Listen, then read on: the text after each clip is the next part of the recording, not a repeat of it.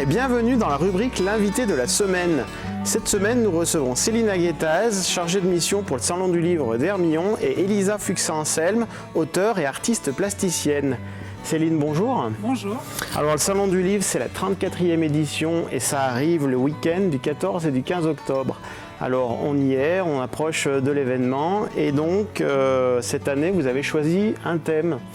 Lequel ? La fantaisie. La fantaisie. La fantastique, la science-fiction, voilà. Donc c'est un salon du livre, on le rappelle, qui est ouvert effectivement à tout le monde, l'entrée est gratuite. C'est intergénérationnel, on en a pour tous les goûts. Et puis, comme se plaît à le rappeler le maire de la commune, c'est effectivement un village qui est la capitale littéraire pendant un long week-end, le week-end du 14 et du 15, mais pas que, puisqu'en fait, il y a des dates déjà en amont. Il y a des animations et des rendez-vous le jeudi et le vendredi, la veille du salon. Exact, donc il y a un auteur de fantaisie qui sera reçu au lycée de la Montagne de Saint-Michel-de-Maurienne en rencontre. Et puis il y a également des rencontres à l'espace culturel de Saint-Jean-de-Maurienne, des ateliers BD avec des scolaires. Et puis une rencontre le vendredi soir avec Marianne Stern. Ma première rencontre avec le Salon du Livre d'Hermillon, c'était en 1998 lorsque j'ai présenté mon premier ouvrage. Et à la suite de ce salon, j'ai fait plus ample connaissance avec l'équipe. Alors justement, vous êtes artiste plasticienne et vous avez lancé un peu le renouvellement chaque année au fil des éditions de cette affiche qui est quand même le marqueur de ce rendez-vous.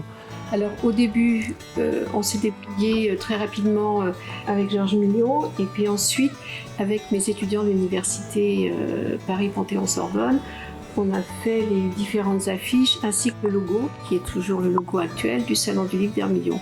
Ensuite, on a trouvé que c'était peut-être plus pertinent de travailler avec les étudiants de Chambéry, ce que nous avons fait. Et ensuite, j'ai proposé que je puisse travailler directement avec les artistes. Nous avions remarqué, et sur les réseaux sociaux et dans la presse locale, la présence de deux jeunes artistes, Madame Bou et Mewin.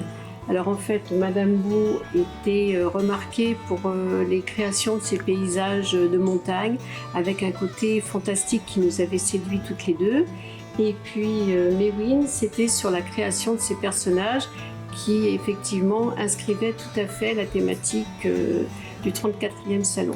Et puis donc sur la proposition de l'association Le Colporteur et de son président Michel Fremillon, donc on vous a proposé d'être la marraine de cette édition.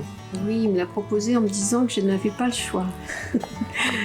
Ça me fait plaisir, je trouve ça intéressant de pouvoir recevoir les auteurs et puis d'annoncer qui va remporter cette année le prix Rosine Perrier.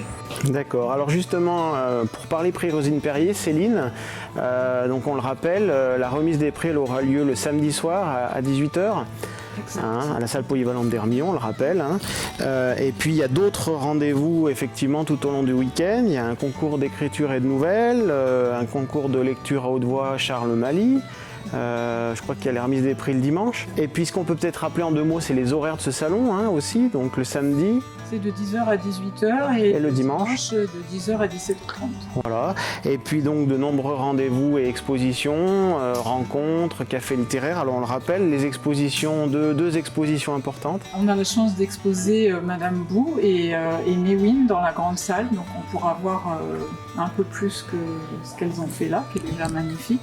Et puis on aura deux artisans, un qui viendra le samedi, JP, qui va faire des démonstrations de pliage de livres qu'il recycle, et Broken Broll qui vient de la Ravoire et qui elle fait des sacs avec des livres aussi. Voilà, la grande tendance du recyclage est aussi présente au Salon du Livre. Et puis les rencontres littéraires alors. Donc 4 seront en rencontre le vendredi soir et on les retrouvera aussi le samedi matin à l'apéro littéraire. Il y a aussi des rendez-vous pour les enfants, les plus petits. Et oui, il y a toujours notre spectacle à 10h30, donc ça sera les contes fantastiques des Alpes. À 10h30 le samedi. 10h15. 10h15 le samedi. Voilà, l'après-midi il y aura une rencontre littéraire avec Vincent Tassi qui est un auteur de fantasy. Et le dimanche, il y a une lecture aussi à 10h15, une lecture jeunesse. Et le samedi, il y a un gros quiz à Harry Potter, organisé par la librairie Délivrez-vous. L'association communale des fêtes d'Hermillon qui propose une buvette, une petite restauration aussi, je crois. Oui, tout à fait. Dégustation d'huîtres, je crois, cette année. Des dios, voilà. Et puis Elisa, donc pour conclure ce salon qui va donc arriver, je crois qu'on le rappelle, vous êtes auteur, donc et vous sortez aussi un nouvel ouvrage.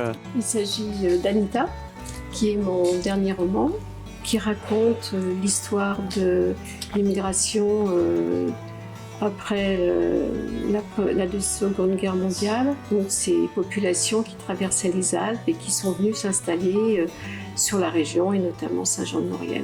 Eh bien, écoutez, on vous souhaite à toutes les deux une belle préparation pour cette 34e édition et on se retrouve donc les 14 et 15 octobre à la salle polyvalente d'Hermion pour ce salon du livre. Et quant à nous, nous nous retrouverons dans une prochaine émission. Merci pour votre fidélité et à bientôt.